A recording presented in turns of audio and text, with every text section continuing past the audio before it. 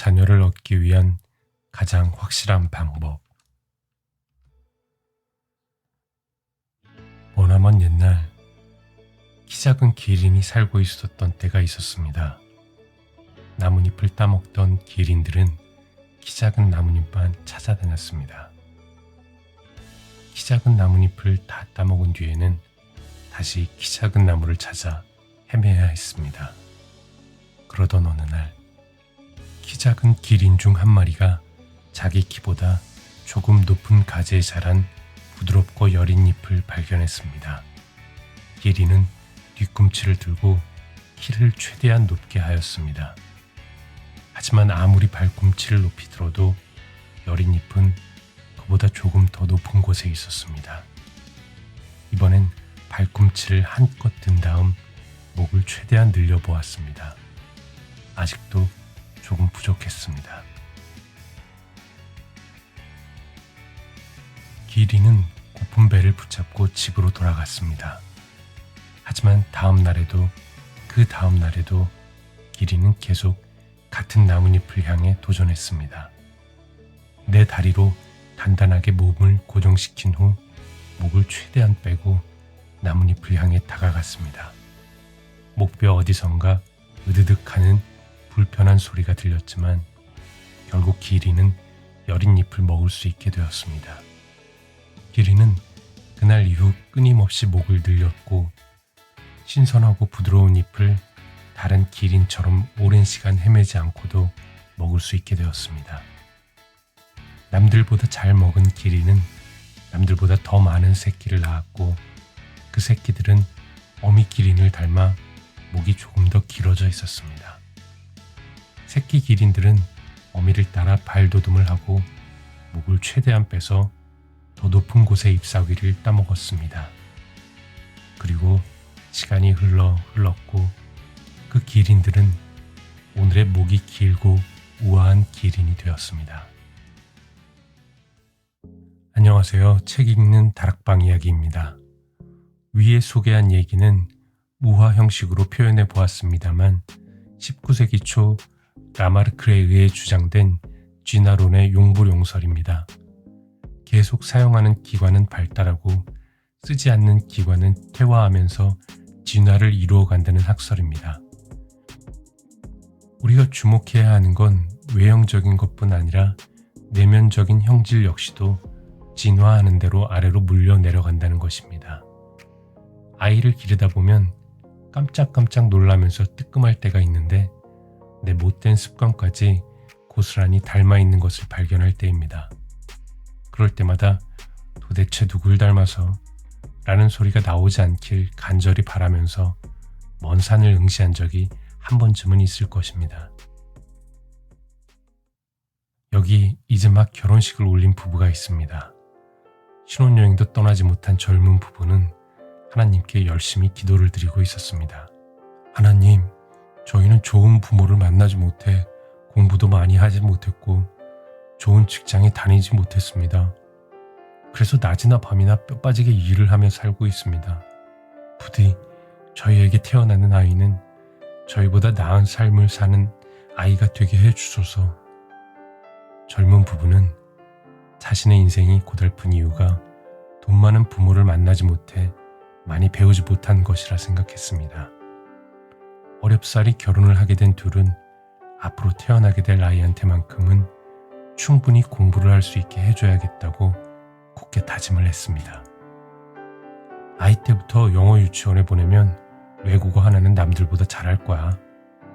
국영수는 대학에 가기 위해 반드시 필요하니까 과외 선생님을 불러 집중적으로 시켜야겠지? 남편이 말하자 아내가 말을 이었습니다. 어쩌면 공부보다 예술적 재능이 있을 수도 있어요. 재능을 알려면 악기는 하나쯤은 가르쳐야겠어요. 그러자 남편도 말을 했습니다. 내가 어릴 때 동네에서 달리기를 제일 잘했어. 운동신경이 남다를 수 있으니까 운동도 시켜봐야 해. 어떤 게 좋을까? 골프를 시킬까? 야구를 시킬까? 농구를 시킬까? 아내가 TV에서 인터뷰를 하던 축구 선수를 보며 말했습니다. 축구는 어때요? 외국팀에 가면 연봉이 어마어마하대요. 그러자 남편은 질세라 인터넷 기사를 보며 얘기했습니다. 아니야, 골프를 하면 상금도 어마어마하고 광고도 많이 찍는다고.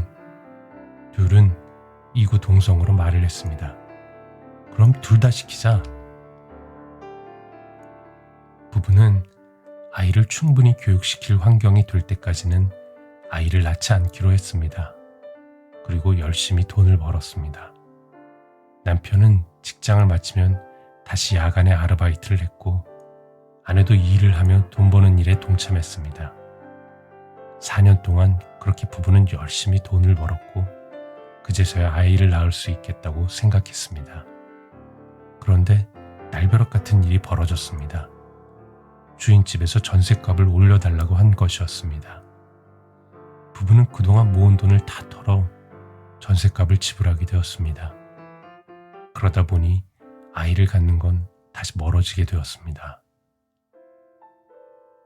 부부는 포기하지 않고 다시 돈을 모으기 시작했습니다. 아직은 젊은 나이니 열심히 돈을 모으면 늦지 않겠다 생각했습니다.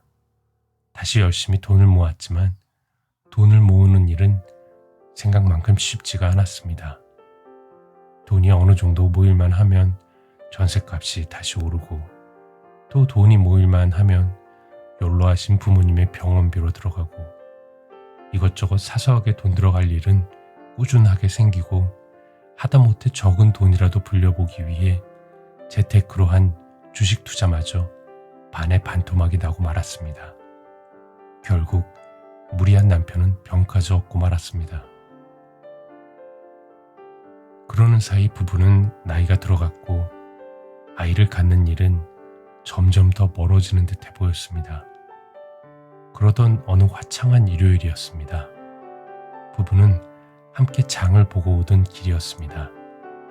예배가 끝난 교회에서 사람들이 몰려 나오고 있었습니다. 아이들의 손을 잡고 교회에서 나오는 가족들의 모습은 행복하기 그지없어 보였고 부러움을 가득 담은 눈으로 바라보던 부부는 이끌리듯 예배당 안으로 들어가게 되었습니다.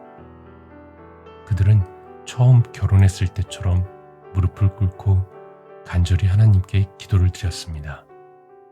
하나님, 저희는 태어날 아이를 위해 더 좋은 환경에서 더 많이 교육시켜 더 좋은 삶을 살게 해주고 싶어 열심히 노력했지만 돈을 모으기는 너무 힘들고 모아놓은 돈이 사라지는 건 순식간이었습니다. 저희는 어떻게 해야 될까요? 아이를 갖는 것이 저희에게 사치인가요? 간절히 기도를 드렸지만 답이 들려오지는 않았습니다. 부부는 허탈한 마음을 안고 집으로 돌아오게 되었습니다. 그날 밤 이른 저녁을 먹고 잠이 든 부부는 꿈을 꾸었습니다. 꿈속에서는 하나님이 나타나 부부에게 말했습니다. 돈을 많이 벌어 아이를 잘 키우고 싶은데 마음대로 되지 않는다고 내게 투정을 부린 게 너희들이 맞느냐? 저희는 투정을 부린 게 아니라 어떻게 해야 되는지 답을 알고 싶었을 뿐입니다.